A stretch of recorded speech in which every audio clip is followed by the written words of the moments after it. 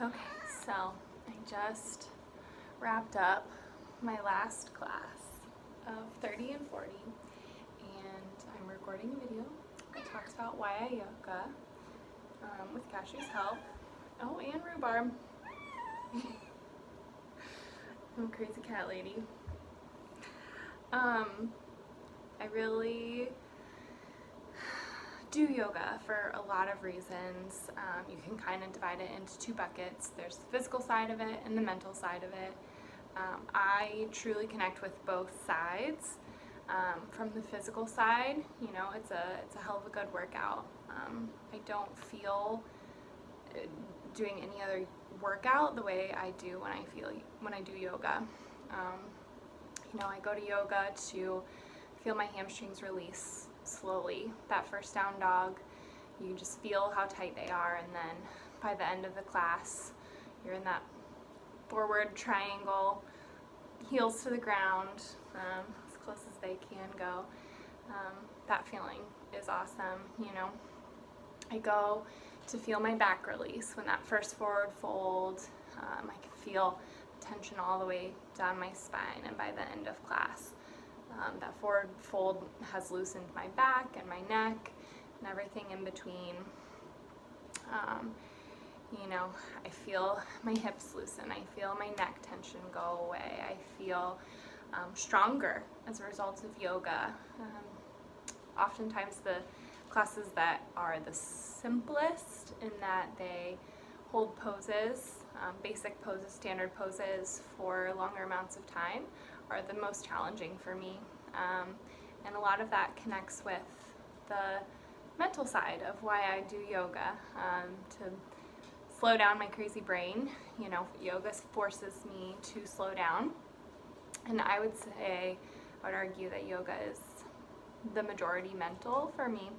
I've been thinking about how to answer this question for a while, ever since the opportunity to post this video was posed, and a lot of that is because I go to classes and I hear teachers talk about what yoga is, or the concept of the week, or just things that are going on in their lives, and more often than not, somehow it always connects with something that's going on in my mind, in my life. It's funny how that works out, that oftentimes I hear exactly what I need to hear in that moment. But it's just such a huge mental exercise for me. It challenges me in a lot of ways to stay present in the moment. That's probably the biggest thing for me, and I feel like it's talked about a lot. But it's a form of spirituality for me, and a form of therapy to think and have some introspection on what's going on at this present moment, to not live too far in the past or in the future, and force me to address things that I don't think about when I'm at work, and I don't think about when I'm home cleaning up or cooking dinner, or I don't think about when I'm out with my friends, things like that. Yoga gives me the opportunity and space to think on those things.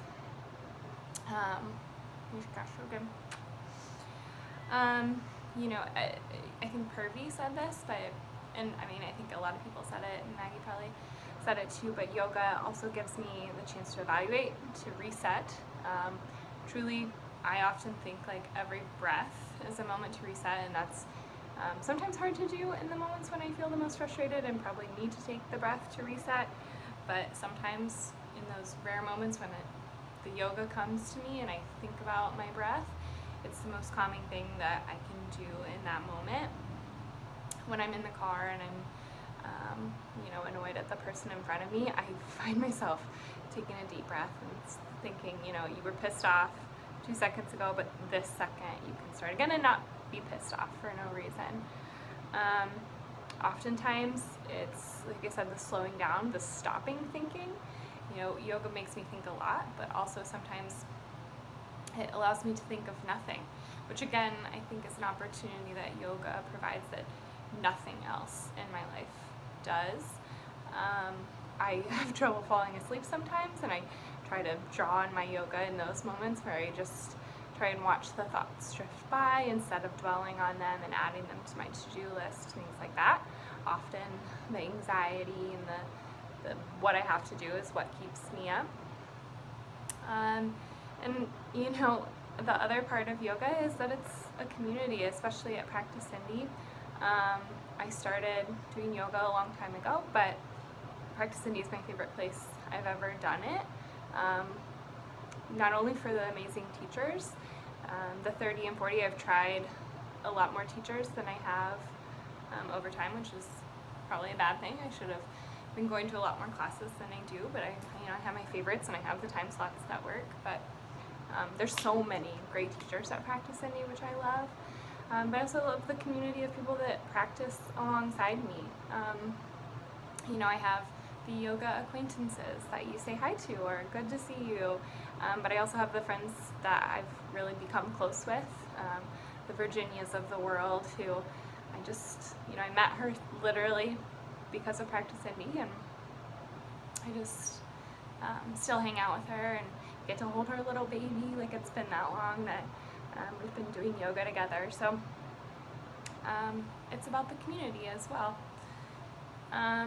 So consistency in this is key. Another reason I love yoga is I don't have to force myself to go. Oftentimes when I want to work out, I have to mentally psych myself up to be like, okay, it's just an hour, you're tired, you're gonna feel better after it. And sometimes that's the case with yoga, but more often than not, it's not. There's so many benefits that it's never really a stretch for me to want to be there. And consistency has a lot to do with that. I'm habit driven, and yoga, when it's a habit, it's easier to go to when I work it into my schedule regularly.